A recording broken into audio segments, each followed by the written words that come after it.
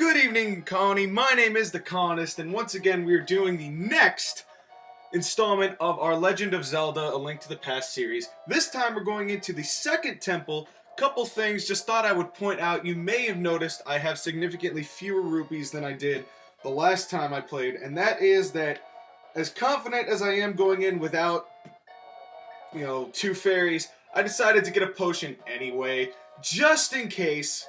So I just ran up and got a potion. I got the cure-all, just in case we need the extra magic. I also boosted up my magic a little bit. And we're here unscathed, so you're seeing a fresh Link go into this temple. So without further ado, actually I'm going to start with the boomerang. Let's get to it. Let's see what the second temple's got for us. It is starting out with tomatoes coming out of the sand and attempting to attack us, like that movie, Attack of the Killer Tomatoes, which I'm sure none of you, i.e. the two of you, have seen. Because there's an old movie, and they made sequels, which was dumb because the first movie sucked anyway. Oh yeah, and then there's this laser eye dude that we do not want to be associated with. Now we have a purple tomato coming at us. Another guy coming out of the sand. This looks like it's going to be a common theme. Everybody coming out of sand. Oh look, another sand guy. And, another one of those eye dudes. One of those frog guys. You know what they look like? With the cape? It's like Frog from Chrono Trigger's ancestors. And maybe that explains his whole story. Although then again, they actually gave him a story. And we defeated the guys, and we actually opened up the chest. We found a chest. And got some more magic power. Oh, and it's the map. Didn't even need to light the lamps. That is helpful, because that saves us some magic energy. Let's go to the right this time. Oh, jeez, and we had Pincer Bro, who just erupted from the sand in a little vortex.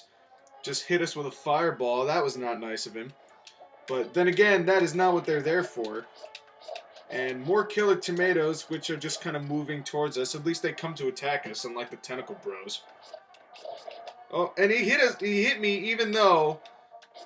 And I just killed 4 purple tomatoes in a row.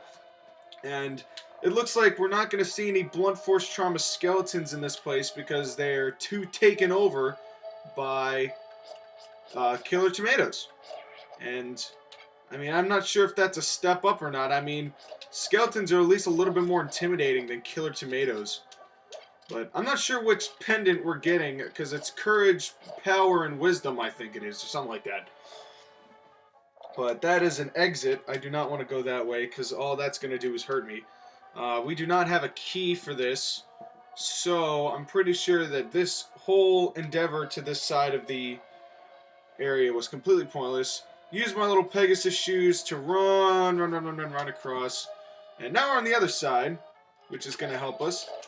And these tomatoes are relentless when they come out of the ground, but as soon as they kind of die down, they run out of steam. Watch, they're going to be fast coming out of the gate, and then they're going to just fade away and dead. So, and I like how they bury themselves, and they uncover themselves right underneath you. Just to make sure you're aware that they are still there. There's the laser guy. Grab the key. Oh, laser guy almost hit me, but too slow. Oh, we got another one. Colony, it is I, Sahasrara. You must never fail to find all the treasures in each dungeon. Thank you. Thank you for that very relevant advice. In quotation marks, I use advice very loosely, because nobody in this game seems to understand helping Link. It's just, let's just give him vague concepts that he must accomplish. He'll understand. He obviously gets the gist. Well, what if I'm only 4? Well, okay, I wouldn't be holding a sword at 4. This makes me wonder, how old is Link? I mean, it changes that. I know in one of them, he's 7 years, in Ocarina of Time, he's 7 years older as the adult Link. But that would mean that he'd have to be like a teenager when he started out. So, and then maybe that's the case. Maybe he was a teenager. We're going to go... Actually, no, we're not going to go out here yet. We are going to open this, which I don't think we can get anything in here. Oh, a fairy! So I could have gotten a fairy, and I didn't need to go waste the money, but that's okay. It's nice to have a potion on you anyway. And time to walk right around this guy. Fun fact, none of the lanterns in this place are relevant. Except, well, actually that's not true. A little bit later on there's some relevant things to do, but let's see, where is up here? Did we already go up here? Yes, we did. Alright, we did not go left, though, I do not believe. No, we did not. But here, I don't think we can do anything. I'm not even going to get all the... Yeah, because we have to get the big key for that. And we do not have the big key yet. So we're going to have to go find it.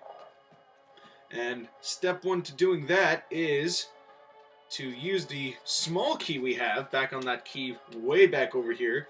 It appears that all of our vortex dudes are back, as well as our killer tomatoes. And you gotta love those killer tomatoes. Killer tomato, I don't know, just not as intimidating as like killer bees. If they had killer bees in this game, that'd be pretty cool. Well, they do have bees, but they're not killer. Oh, more tentacle bros. And I think that's what I'm going to officially call them. They're now officially known as tentacle bros. Got a lot of statues in here, once again, in the shape of a hexagon. Coincidence? I think not. You found the compass. Now you can pinpoint the lair of the dungeon's evil master. We already knew that. Which makes me wonder, all of these treasure chests are here. Oh, more cannonballs, but at least they have some sort of automated system for it this time. But it makes me wonder, all of these treasures are placed in very strange spots. It's like, why not just have like a treasure room? Like, it would just make things so much easier. Just have the map, have the compass, have the big key. They're all there in one place. You don't have to worry about them.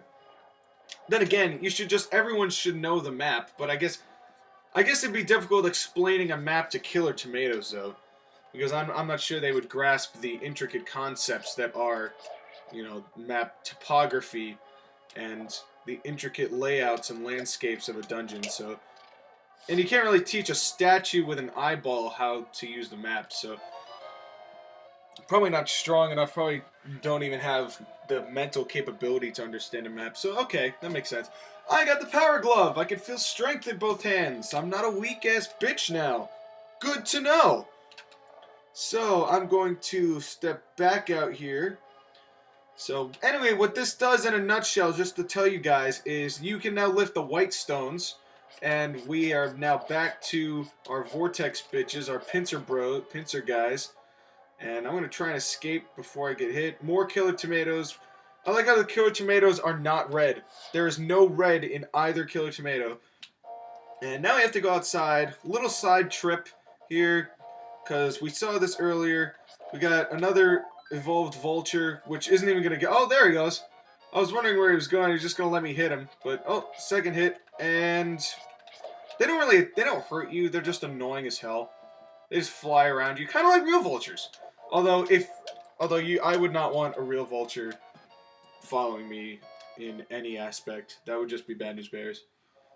And that is the worst kind of news and the worst kind of bears. Apparently they can't see you in the door.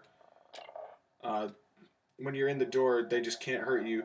Same thing goes for this, because what's happening? Oh, flying tiles. Magical flying tiles out of nowhere. And I'm just going to stay in the door, because apparently they're just not... I mean, they are magic tiles, but the tiles just can't hit you in the door.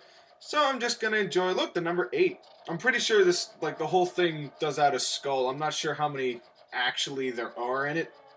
But I could tell you this is a very boring part of what I do in Legend of Zelda. And believe me, this is not the last time that we see this. And after all that little charade that was apparently some sort of defense mechanism, again, I think the cannonballs seemed like a more feasible solution, but I don't know, if the tiles are sharp enough, they could probably, like, decapitate you or something. Moving on to the second floor of the second portion of this palace, which was behind, which we needed the glove to get. More tentacle bros. They're just kind of wiggling around, enjoying life. You know, fresh out of the 70s. They got the colors. They got the groovy colors for... Yeah, see, look at all the wiggling around. They must be sexy and they know it. Again, whoa, hello. There are a lot of... Oh, I got hit. Hit by a laser twice by the same guy. And like I said, the lamps are really irrelevant in this game. That's why I'm not going to waste your time lighting them. I'm not going to waste my magic power either. Oh, and that was dumb because now we got to fight another one. We got to fight these, which luckily you can do. Excuse me. I didn't mean to sneeze in the middle of my commentary, but it's okay because I'm just attacking tiles, which luckily just break apart when I hit them. Luckily, they're not like porcelain tiles or something like that, where it'd be pretty difficult to break them with a sword. But it seems to be... Oh, I got hit. Seems to be okay. Not seeming to have too many difficulties with this at the moment. And here's the last one. Kabam. Again, not too difficult. As long as you got your wits about you, which made sneezing at that particular moment almost bad news bears, but just not quite enough to be bad news bears. And we have now the arrow. Oh, we got one of those pink Frogger dudes.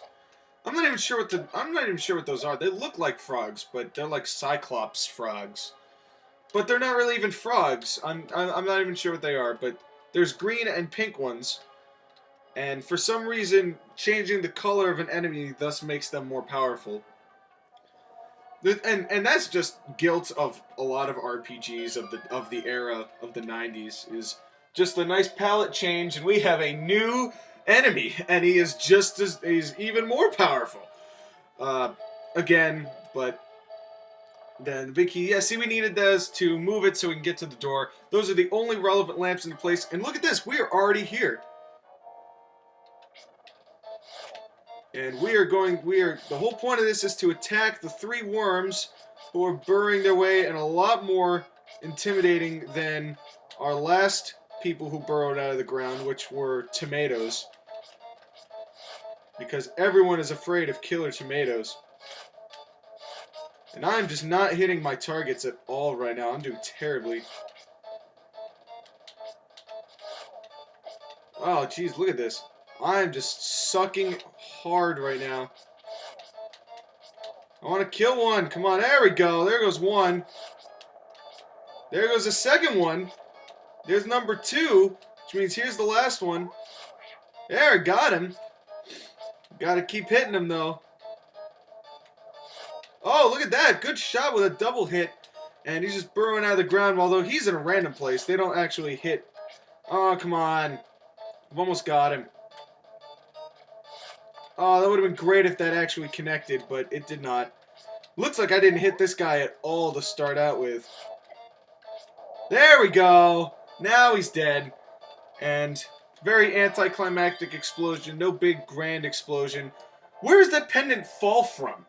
I defeat the enemy and it just falls from the ceiling. Again, not making any sense at all. It's like, is Sahasrara at the top being like, oh, you passed the test, here's your next pendant.